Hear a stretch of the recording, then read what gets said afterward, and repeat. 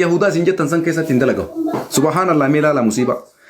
Ummanni biyya faranjii keessa jiraatu Ameerikaas, Awustiraaliyaas, Awurooppaas biyya kam keessa ummanni jiraatu wal kabajee namni quba kanaan dhufe muka sitti oofuu miti kottee sirraa kaasu hin jiru jechuudha. Garuu Su'uudiin biyya muslimaati. Biyya Rabbiin beeyti isii keessa kaa'e gifiin maaliif achitti baay'ata? Ani kuni akka kiyyatti anaaf gaafiidha. Kundi keessan kanarra fugaafadha. Biyya silaalaala kaabaan Rabbii jirtu. Biyya Makkaa Madiinaa jedhamtu.